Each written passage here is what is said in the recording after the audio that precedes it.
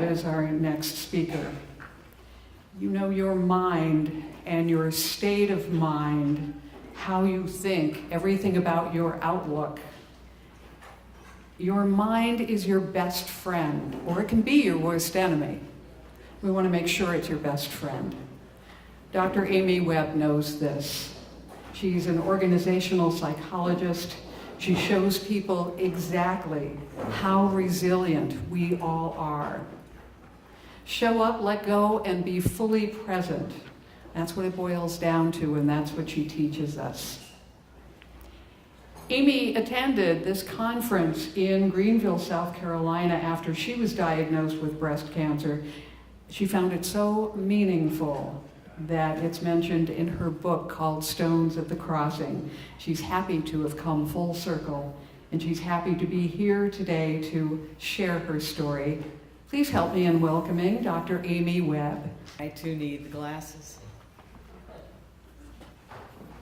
Instructions for living a life.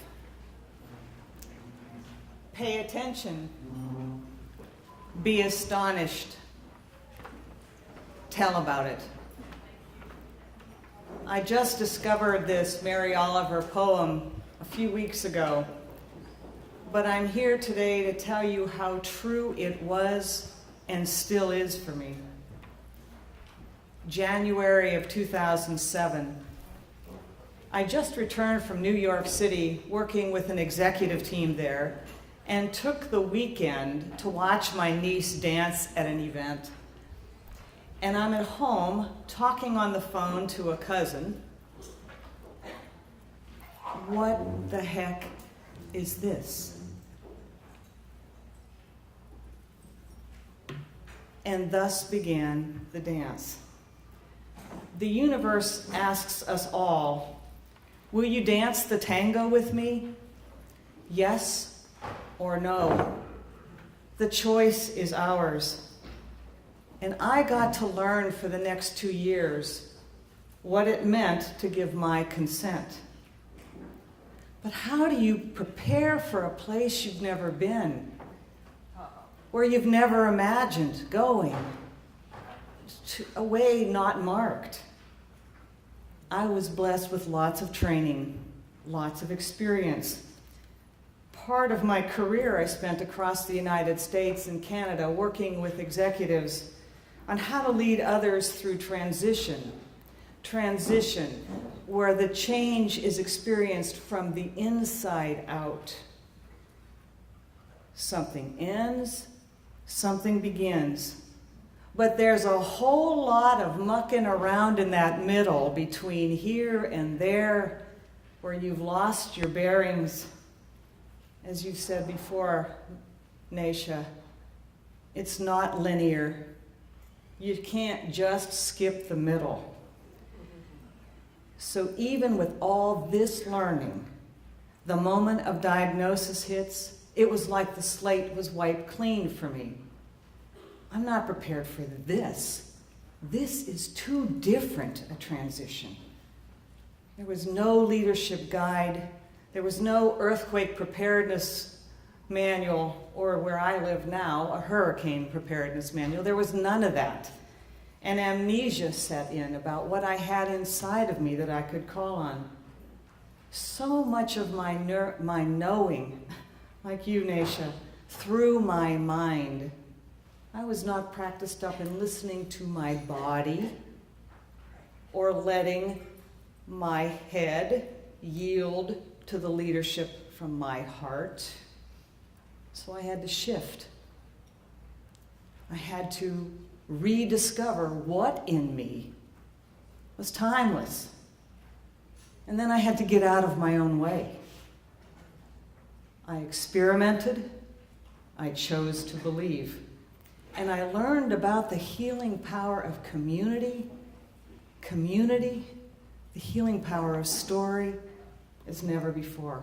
And I began to find my way through. MRI results confirmed cancer. And after bouts of sobbing, closed off in my office with the door closed so my husband, who's here with me today, couldn't hear. Yeah, right. The next thing I did was take down from the shelf my journal, picked up a pen. You know, it's counterintuitive to sit still in the midst of churn, but I know I listen best with a pen in my hand. And that act calmed me, enough to be able to go into the kitchen and cut fresh okra for dinner. I remember the moment of hearing the plop of that okra into that bowl of cornmeal. And I stood there with that knife in my hand, and I looked out the kitchen window, and I saw an egret walking the edge of the pond in the back of our yard. And what came to me was, thank you. This moment would not happen again, and I was here to see it. So a few weeks before surgery, knock on the door, and this woman, Jan, comes to the door. She was part of the ecumenical quilt ministry at our church. And she hands me this quilt. As you can see, some people had signed it, and with every one of these knots, a prayer. And she said, Amy, this is for you. And I said, oh, Jan, thank you very much. I don't need that. Why don't you give it to somebody who does need it? You all know this, right? And I said, I'm fine. I expected, right, I'd be back to work in a couple months. I expected a simple lumpectomy, short stint of radiation. She says, just hold on to it. And I did. And many a sleepless nights with my cats curled around me on the couch, I slept on this. And I wrapped this quilt around me instead of my denial. After aggressive surgery, that tango got louder. The lump was larger. The aggressive cancer had gone to my nodes. And I was in for 6 rounds of heavy duty, as somebody described it, nuclear arsenal chemotherapy, and 30 days of radiation. I came home from the hospital to a gift sent by a client, actually a pretty closed-up chief financial officer of a company. Believe it or not, it says, it's never too late to start your life over. Is this what's coming? As I healed from my lumpectomy, I canceled my work. I canceled the clients.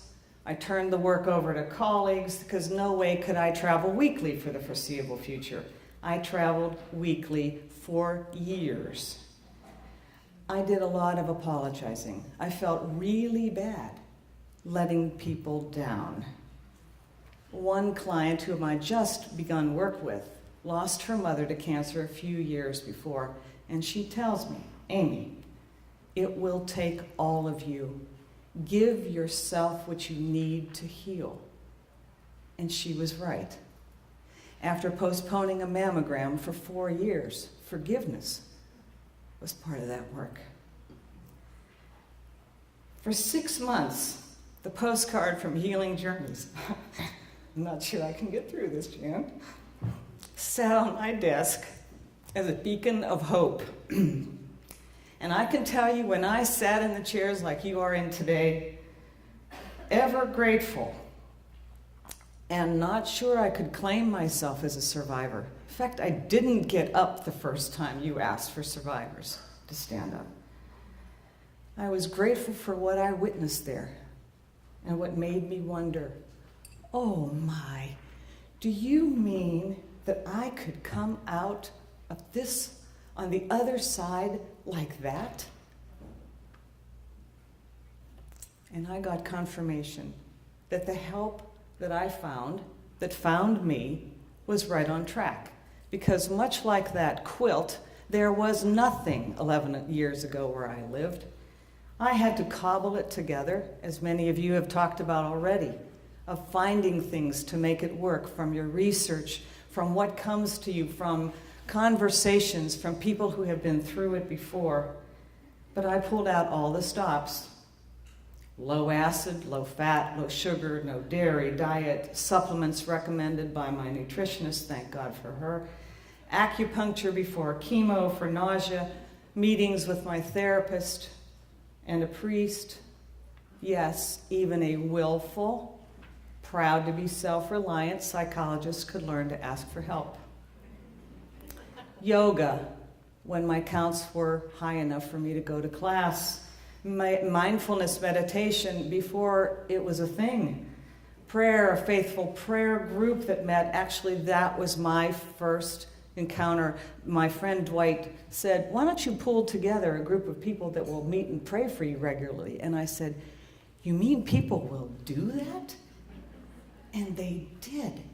For 10 months, they did that. And it was my first experience of people receiving my story and then sharing theirs. Reading, music that uplifted and soothed me, laughter to oxygenate and relieve stress, guided visualizations, guided imagery work, really critical for me to help me listen, imagine, and shift. Photography. I went everywhere with my camera, and that was not a cell phone back then, which opened me to the beauty around me, and daily journaling. Let me tell you how this journaling helped me heal. It gave me the pause that I needed to regroup, to make sense, to connect with myself, even to vent. I was able to write what was happening to my body, what was happening to my spirit, the mental angst, and the insights. And I would then use parts of those journal entries to write emails to what started to be family, and then a few close friends, and then colleagues, and then clients, and then. And I was amazed, truly amazed, at how writing from a vulnerable place opened people up to their own stories. So what started as health updates, right, going through my first chemo, whatever it was, became letters to dear ones, because they were my army of angels after all. And I would get back from them lessons and tips and inspiring quotes and prayers, things that helped them through, and it gave me what I needed to get through that day.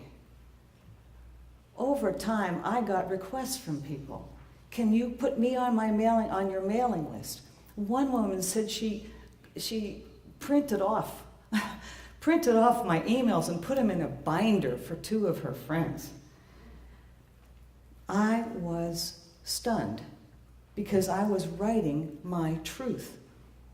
But I was seeing there's something happening here that I need to partner with.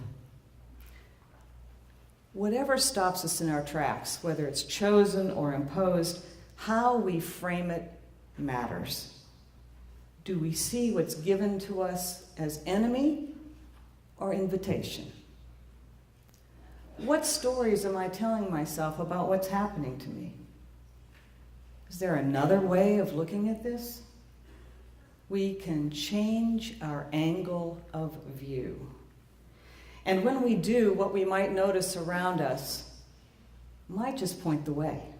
Signs and symbols and images, they all can speak. It was easier for me to get through the pain and the not knowing by paying dear attention on good days and bad days. I've heard mention about dreams. Dreams were very vivid. I don't know what accounts for that, but they were very vivid, and I remembered them. And one particularly, I woke up, very clear voice in my head saying, or wherever it was saying, you need to get this, astralagus,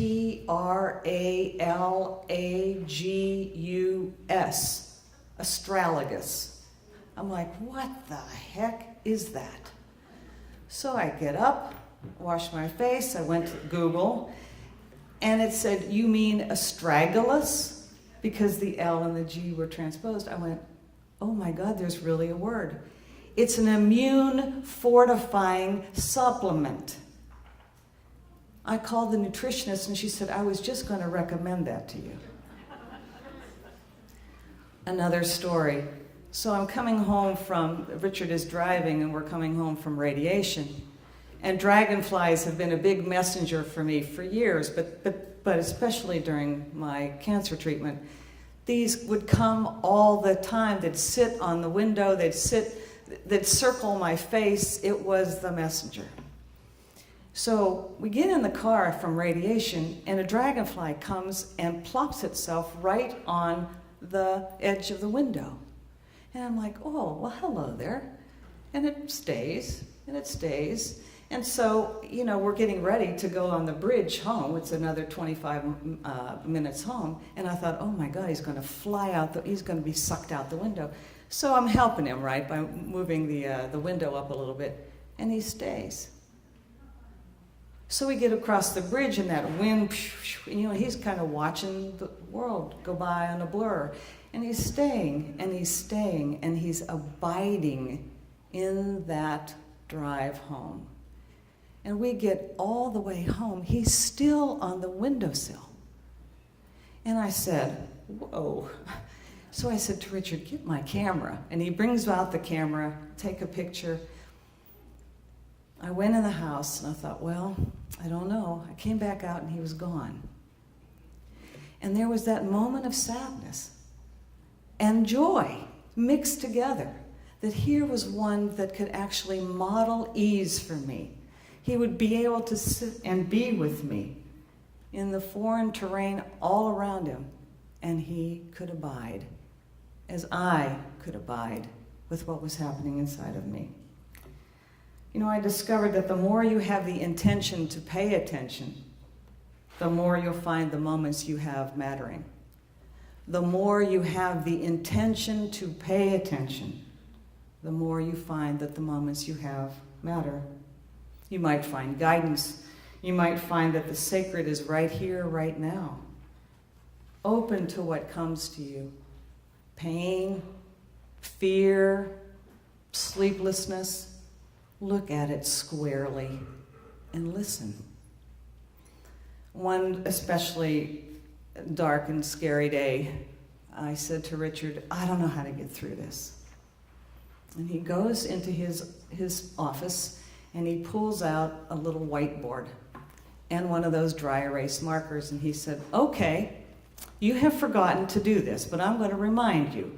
He said, what are some of the qualities that you feel like you're going to want through this process? So I'm like, oh. And I'm thinking of things like poised, open, the things that you're supposed to want. And then I come down to the word surrender and a couple others. And he said, and which are going to be the 5 that you really want to focus on? And he circled those. And then he said, and which one is going to be the hardest? And I said, surrender. He said, well, you know yourself, don't you? Surrender. So what I learned, though, was that for me, surrender was not giving up or giving in. Not giving up or giving in, but putting your energy not in resistance, but rather in accepting what is. Giving yourself permission to be as you are, not some other expectation of where you need to be and how you need to be and how you need to sound. Like when I couldn't speak a sentence because I transposed the words, it made no sense. I would have to do this. And I go, Richard, what is the name of that thing that goes up and down on a jacket? He said, you mean zipper? And with my chemo brain, I pointed to a corn on the cob and I called it a fish.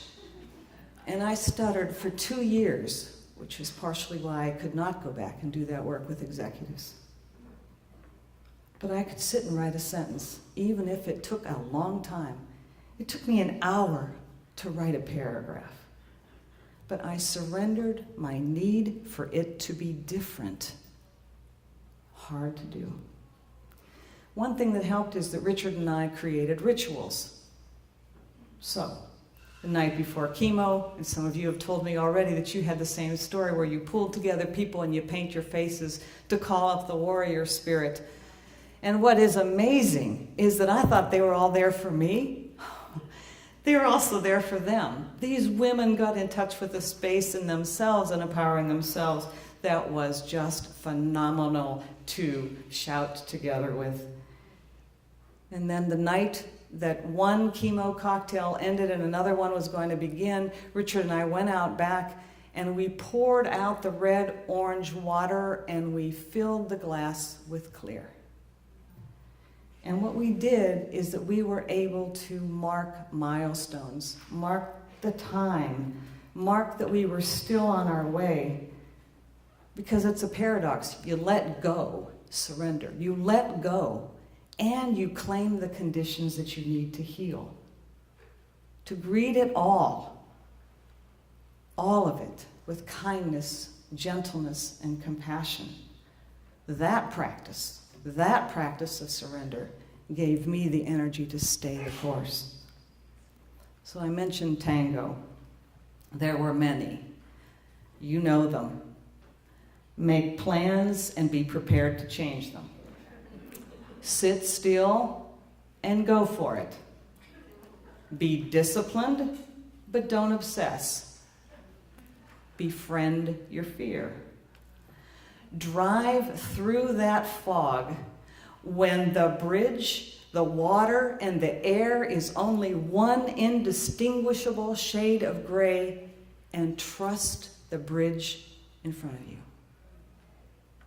I had to learn to lean into grief and to lean into fear in order to see it transform. So one day with my camera, I'm in Brook Green Gardens, which is a beautiful sculpture garden about 3 miles away from my house. And I got really close, and I'm watching this caterpillar, you know? This caterpillar is walking this stalk. And it gets to the end of the stalk, and the front half of this caterpillar reaches out, and literally, it's up, down, right, left, looking around, no place to grab onto, back legs keep walking. Boom. So the caterpillar drops and fortunately lands on another stalk. Probably not in the same way that it expected to. Had no clue where it was going to be landing. And that's like me at that time. It's like me now, that we lean in and let go. That kind of courage we can connect to, we can find in our resilience only if we befriend that fear. Like in the yoga pose of the warrior, where you're standing open-chested, facing the fear and remembering to breathe. You know, I believe we walk alone together. We can open our hearts and our brokenness to other people, or we can close down, and the choice is ours. We heal each other. This is a way, by the way, something which I won't get off too long about, which my medical oncologist never could figure that out. What was really involved with healing was the community and the connection. But we had to be able to give ourselves permission to ask and to invite other people in. So when I was stuck or lost, Richard held the light for me. But not just Richard. There were others.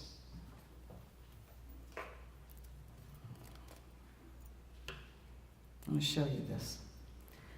So one day I went to a healing service at a church, not my church, a church close to me, close by, and I met a woman who walked out of the service with me.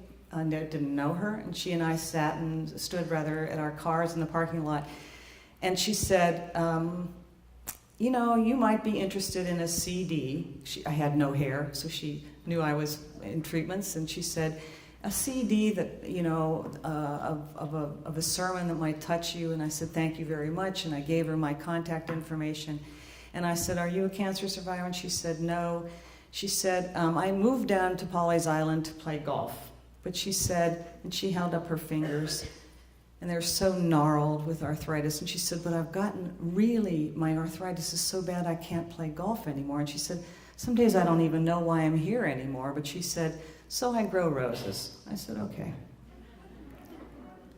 A couple days later, she comes to the front door, and I was careful about who I was letting in, no germs if I could help it. And she has a vase with some of her roses that she gives to me. And she did that for months. And a couple years ago at a conference, a writing conference, I wrote this to Peggy. Amongst the cycles of poison and pain, what rises through my body is the warmth of your smile at my door, carrying in your gnarled fingers a vase, that simple plastic water bottle changed, still useful to hold me in the bouquet of roses, the colors of sunrise you grew in your garden, since you could no longer play the music you planned to live. Your turn at surrender, now mine. Find us, yesterday's strangers, on my front porch, hugging our saving grace. 5 years anniversary, I see her in the fresh market, and we saw each other, and she hardly recognized me because I had hair.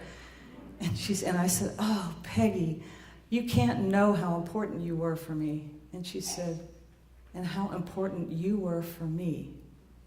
See, there's a mutual blessing in that receiving, and some people never do invite that in. Recently, I'm working with a core trainer, and I'm working on a new bar exercise, right? And I get the set finished, and she goes, good job, Amy. Great set. Now do another, this time with breathing. And I stopped and I said, we need each other to remind us to breathe. You know, it takes courage and a change of view to get to a place of gratitude. 2 minutes? Ooh. Gratitude and fear can't live in the same place. Thank you, God, for this day, for this smile, for this moment, for this dragonfly, for this bumper sticker that says grace happens. And when you begin to notice, all the world speaks. And I'll read this to you. Dear ones, last night sat at church at a musical performance of the Handel's Messiah, and when behold I tell you a mystery hit, these words, and ye shall be changed, I wouldn't give this year back. I've had the time and inclination to see and hear and feel the everyday miraculous, to know suffering on a new level and the compassion and patience it has yielded, to be closer to the divine and conscious of the continuance of grace. I know I've been changed, but I also know it's not about what I know. It's about what I trust. And I know I trust the mystery to continue. But this is my story. I don't know why things happen as they do, but I am certain now that in these thin places, in these thresholds between life and death, we're given what we need to make the crossing. And in the process, we are invited into a much bigger picture of ourselves. We give our consent, and we get an opportunity for transformation. I never intended to write a book. I never intended to lead resilience circles so that other people can tap into their own stories of resilience, but that's now what I can do, and I do that. But in the meantime, I ask you to breathe with me.